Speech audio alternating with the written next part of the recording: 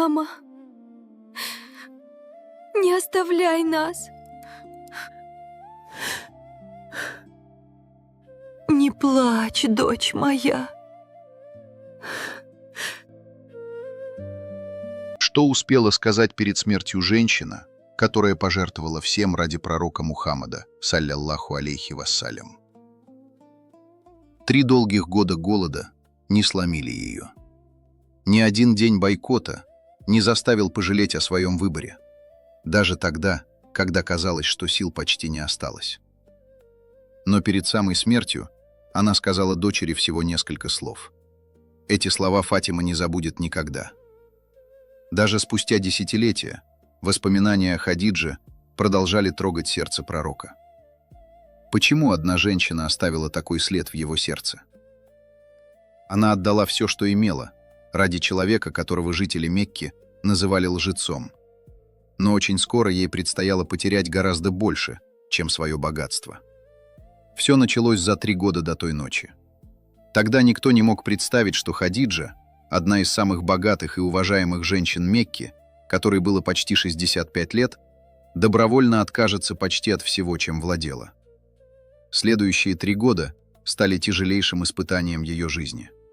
Ни торговли, ни заработка, ни уверенности, что завтра найдется хотя бы горсть еды. Курайшиты объявили Бану Хашим полный бойкот. Ни один мекканец не мог продать им хлеб. Ни один торговец не мог купить их товар. Ни одна семья не могла породниться с ними через брак. Любой, кто нарушал этот запрет, сам становился врагом всей Мекки. Расчет был простым. Голод должен был заставить Бану Хашим выдать пророка, а мусульман должен был заставить отречься от своей веры. Но курайшиты просчитались. Ни голод, ни страх не заставили их оставить пророка и отказаться от своей веры. Недели превратились в месяцы. Запасы иссякли. Голод становился все сильнее. Люди срывали листья с деревьев, чтобы хотя бы ненадолго заглушить мучительный голод. Особенно тяжело приходилось детям. Лишь глубокой ночью самые смелые жители Мекки тайком приносили в ущелье немного муки, несколько фиников или любую другую еду, которую удавалось пронести незамеченной.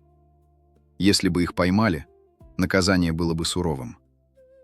Любая еда, которую удавалось пронести в ущелье, становилась настоящим спасением. Среди тех, кто переносил эти испытания, была женщина, чьи караваны когда-то считались символом богатства Мекки – Хадиджа. Она могла жить в достатке. Вместо этого каждую монету своего состояния она расходовала на поддержку пророка и первых мусульман. Спустя 3 долгих года бойкот был отменен. Люди, наконец, покинули ущелье. Казалось, самое страшное осталось позади. Но испытания уже оставили след, который нельзя было увидеть сразу. Организм Хадиджи был истощен. С каждым днем ей становилось все труднее подниматься с постели. Пророк почти не отходил от нее. 25 лет она была его самой надежной опорой, когда остальные отворачивались. Теперь он не мог облегчить ее боль. Он мог только держать ее руку. Они подолгу молчали. Эта тишина говорила больше любых слов. Она медленно открыла глаза. Он, как всегда, был рядом. Несколько секунд они просто смотрели друг на друга. Взгляда было достаточно, чтобы вспомнить все, что они пережили. Едва заметная улыбка тронула ее губы.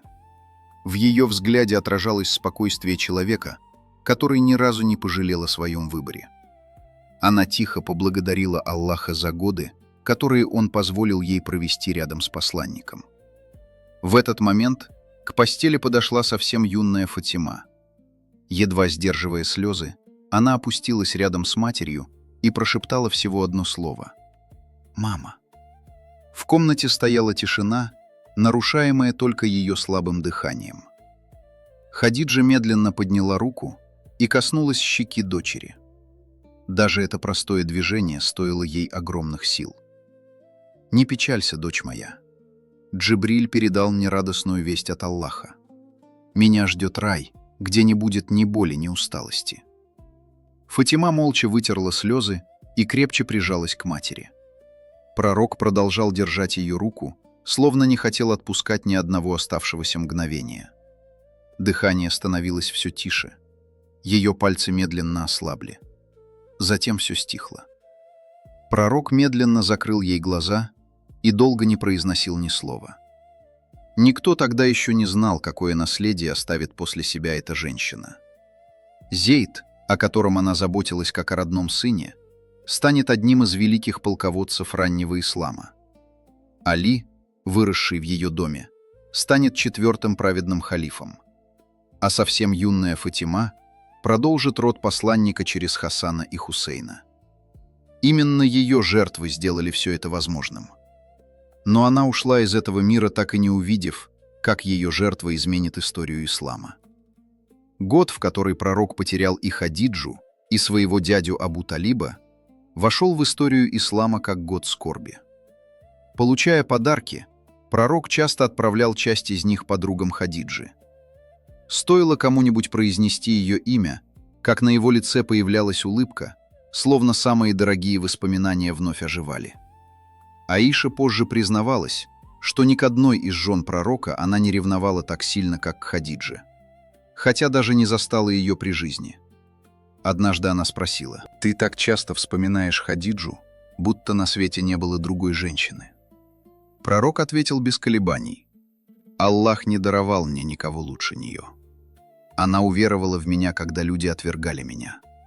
Она поверила мне, когда другие называли меня лжецом. Она поддержала меня своим имуществом, когда остальные лишили меня помощи. И Аллах даровал мне от нее детей». Прошли века, но память о Хадидже не исчезла.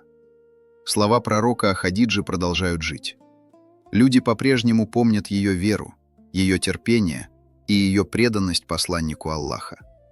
Да будет доволен Аллах Хадиджей, матерью правоверных.